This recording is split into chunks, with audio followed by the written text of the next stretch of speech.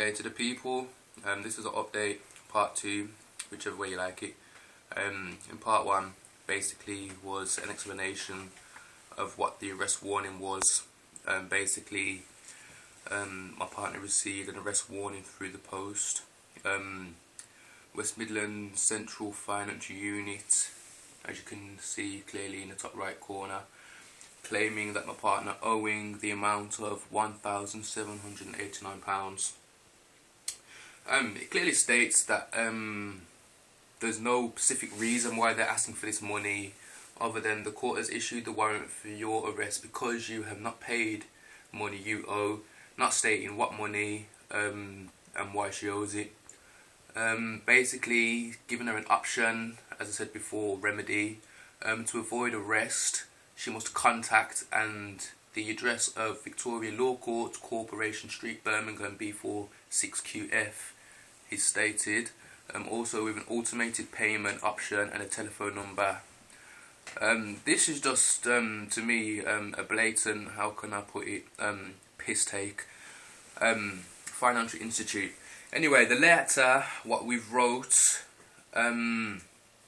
was to C. Jennings, as you can clearly see at the bottom right hand side, with no signature, may I add, as a designated officer.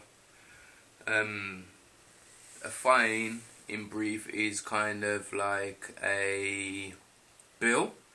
Obviously on a bill, without going into too much detail, you need two parties to sign, etc, etc. So what we've done, we've conformed with the instructions on the letter by contacting correspondence via letter, which you can see on the right hand side of the screen now. Okay, on this letter we have specifically formatted it in a specific way. We've put the corporation's details on the top right hand side, obviously the division details, their account number and their warrant number, with our date in which their letter was received. So that is our response date we are putting back on the letter. I'll go into that a little bit more later. On the top left hand side, we've addressed the letter to the human person acting on behalf of Victoria Law Court Corporation as C. Jennings. Now the reason we've specifically put that in capital letters, number one, because financially it is the lowest way you can address someone's status. Now this is how they're addressing us people, basically financially deprived. So we're kind of playing mind games and throwing it back at them. Okay, we've put all rights reserved without prejudice after that. So basically we're just letting them know that we know our rights and we're claiming our rights, and we do not wish to enter into any contract with these people. Or any hidden contracts as well behind it. Yeah, that's correct. Any hidden contracts behind it, so they can't just kind of jump out and say, surprise, we're taking you to prison. Yeah, and basically we're addressing the person, putting with what it's to regards to. We're writing to the person, C. Jennings, in which she has put herself down on this fine claim, whatever you want to call it, as representing person. Basically the letters with regards to the arrest warning, and basically we've put the details of when the letter was received, the amounts, what their claimants owed. We've specifically put in here that we're happy to pay any financial obligations in which we might lawfully owe. As soon as we receive either two of these documents. Now, you need to put these very important words in lawfully, because we actually operate on the common law, not legislation, so that's a whole different story. Obviously you can get that information at our website. Yeah, which is www.ngwb.co.uk. Obviously you can get more in-depth documents there. But obviously, the two documents what we've requested are a signed verification of the court's claim against us, if you like a sworn affidavit or even just a signed invoice, or a copy of the contract binding both my partner and the court.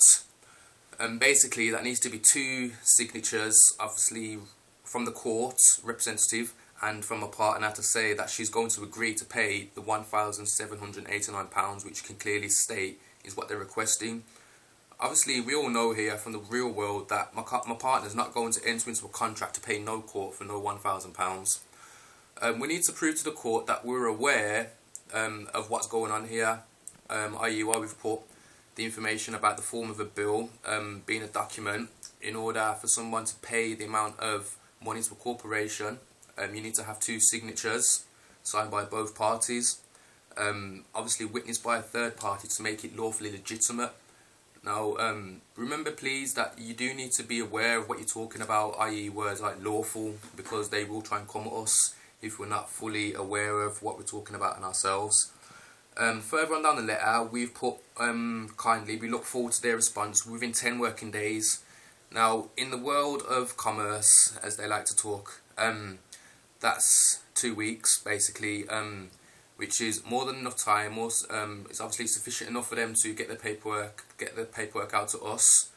We'll obviously let them know failure to respond to this letter within the given time frame will result in us assuming that the matter has been lawfully dealt with.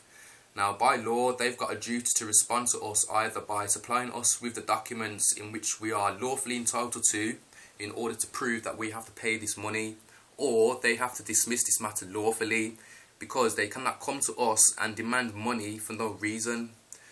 Obviously, again, at the end of the letter, we've put all rights are reserved without prejudice, basically claiming we're not willing to enter into any contract hidden or in our faces, and basically we know all our rights under common law.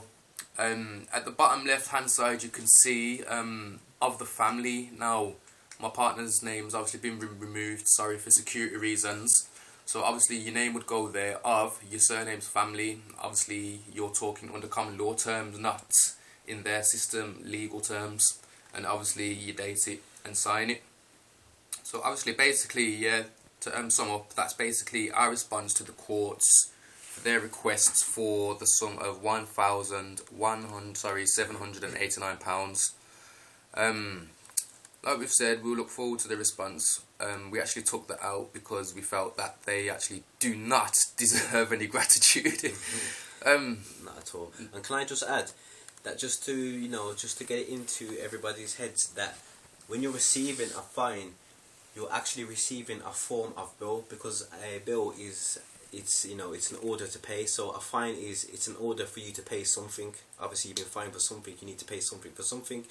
But most fines come unsigned. Now, under the Bill of Exchange Act, that it's deemed as unlawful, because the Bill of Exchange states that it needs to have a signature on, and it needs to be signed by 2 parties.